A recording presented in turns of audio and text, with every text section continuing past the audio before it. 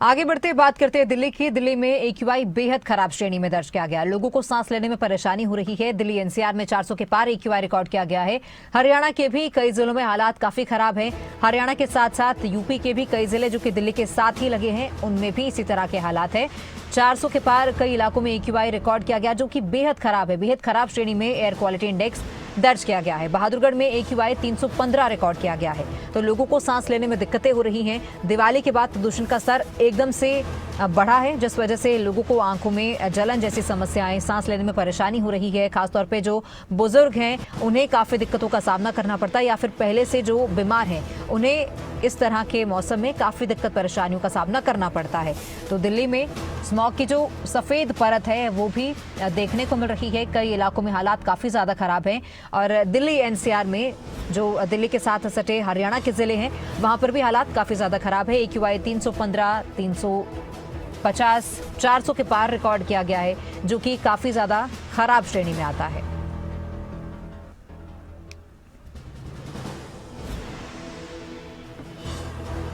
हालांकि प्रदूषण को लेकर सियासत भी कहीं ना कहीं गर्माती हुई दिखाई दे रही है। आम आदमी पार्टी बीजेपी पर निशाना साध रही है, तो वहीं बीजेपी आम आदमी पार्टी पर आरोप लगा रही है। दिल्ली में प्रदूषण का स्तर बेहद खराब है, लोगों को सांस लेने में परेशानी हो रही है। और एक्यूआई जो है वो कई इलाकों में 400 के पार रिकॉर्ड किया गया है। दिल्ली एनसीआर में 400 के पार एक्यूआई है। हरियाणा के कई जिलों में भी हालात काफी खराब है। इसी तरह 350, 400 एक्यूआई रिकॉर्ड किया गया है, जो कि बेहद खराब श्रेणी में है। बहादुरगढ़ में भी एक्यूआई 315 दर्ज किया गया है।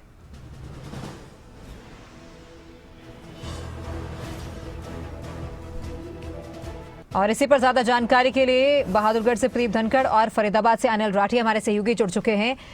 फरीदाबाद में अनिल, किस तरह की स्थिति है? दिवाली के बाद से एकदम से प्रदूषण का जो स्तर है वो तेजी के साथ बढ़ा है। हालात किस तरह के हैं? कितना एक्यूआई है?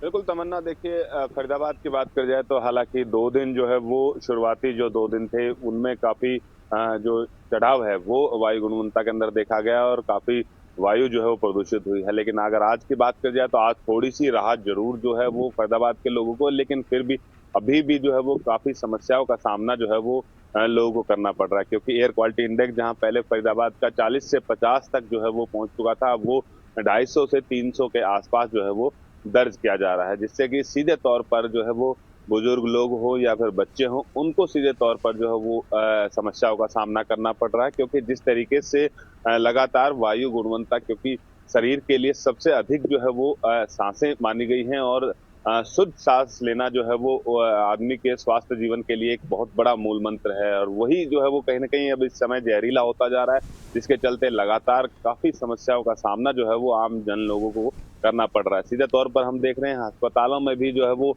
मरीजों की संख्या में कहीं ना कहीं इजाफा हो चुका है, जिसमें चाहे फिर वो गले की खराश की बात हो या फिर आंखों में जलन की बात हो, तो कई तरह की समस्याओं का सामना सीधे तौर पर जो है वो आमजन को करना पड़ रहा है। हालांकि ये राहत की बात है कि फिलहाल कुछ 4 दिनों से जो है वो बच्चों के स्कूलों की छुट्टियां हैं, जिसके चलते बच्चे जो है वो अभी घरों से बाहर नहीं निकल पा रहे। लेकिन जिस तरीके से लगातार पिछले 2 दिनों से जो है वो वायु गुणवत्ता जो है वो खराब हो रखी थी, तो उससे सीधे तौर पर जो है वो आम जनजीवन अस्त है।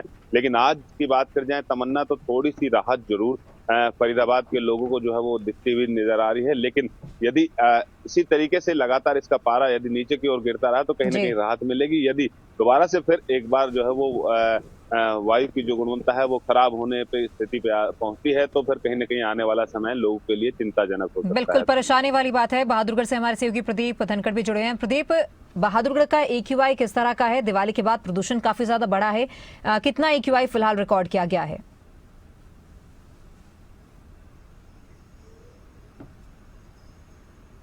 यहाँ भी देश की राजधानी दिल्ली जैसे ही हालात बने हुए हैं। जिस तरीके से देश की राजधानी दिल्ली में एक्यूआई जो है 400 का आंकड़ा पार कर रहा है, तो वहीं बहादुरगढ़ में जो वायु गुणवत्ता सूचकांक है, जो एयर क्वालिटी मॉनिटर लगाए गए हैं, वहाँ पर ये 315 का आंकड़ा आज पार कर रहा है।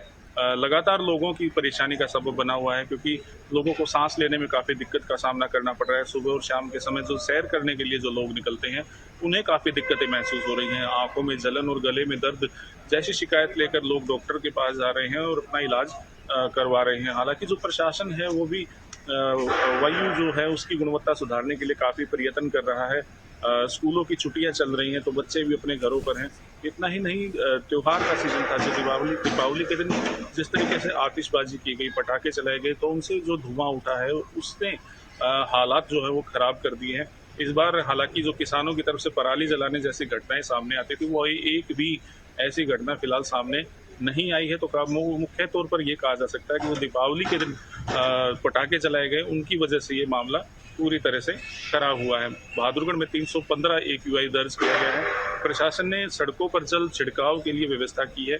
जो एयर एंटी स्मोक गन है वो अपने काम कर रही हैं, और जो कंस्ट्रक्शन है वहाँ पर भी फिलहाल रोक लगाई गई। हालांकि ये रोक पूरी तरह से अभी दिखाई नहीं दे रही है। कई जगह अब भी कंस्ट्रक्शन चलती हुई दिखाई दे रही है, जहाँ पर धूल उड़ रही है। बहादुरगढ़ की कई सड़कें टूटी हुई हैं, जहाँ पर जब वाहन गुजरते हो तो काफ़ी मात्रा में धूल उड़ती है। यही कारण है कि जो वातावरण है उसमें PM 2.5 और PM10 की पार्टिकल्स की मात्रा सबसे ज़्यादा है, जो लोगों की परेशानी का सबब बनी हुई है। और आने वाले दिनों में अगर ठंड बढ़ती है तो लोगों को राहत महसूस नहीं हो सकती इसमें। आने वाले दिनों में बिल्कुल आपने जानकारी जिस तरह से दी है कि कुछ गाइडलाइंस लोगों के लिए जारी की गई है AQI को देखते हुए। अनिल, फरीदाबाद में क्या कोई खास गाइडलाइंस प्रदूषण को देखते हुए, AQI को देखते हुए जारी की गई हैं? कोई खास नियम लागू किए गए हों या फिर कंस्ट्रक्शन पर रोक लगाई हो, इस तरह की कोई गाइडलाइंस मिली है?